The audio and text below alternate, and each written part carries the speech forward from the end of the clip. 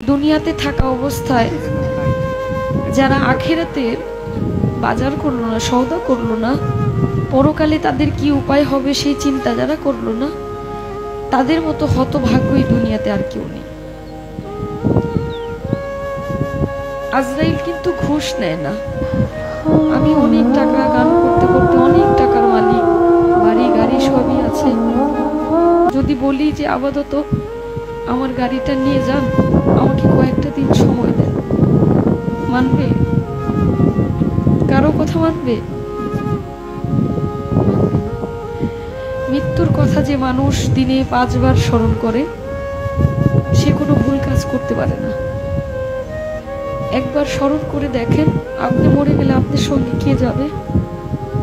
আপনি মরে যাওয়ার সঙ্গে সঙ্গে সকল কিছু ভাগাভাগি হয়ে যাবে।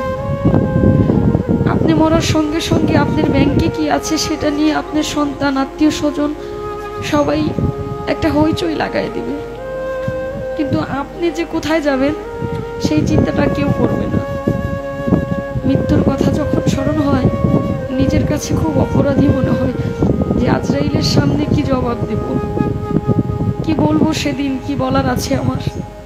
কিন্তু মালিকের কাছে একটাই চাওয়া, আমার নবী করিম সাল্লাল্লাহু আলাইহি ওয়াসাল্লামের কালেমা যেন আমার এই জবানে জারি হয়, আমি যেন মৃত্যুর সময় বলতে পারি কালেমায়ে তাইয়্যিবা লা ইলাহা ইল্লাল্লাহু মুহাম্মাদুর রাসূলুল্লাহ সাল্লাল্লাহু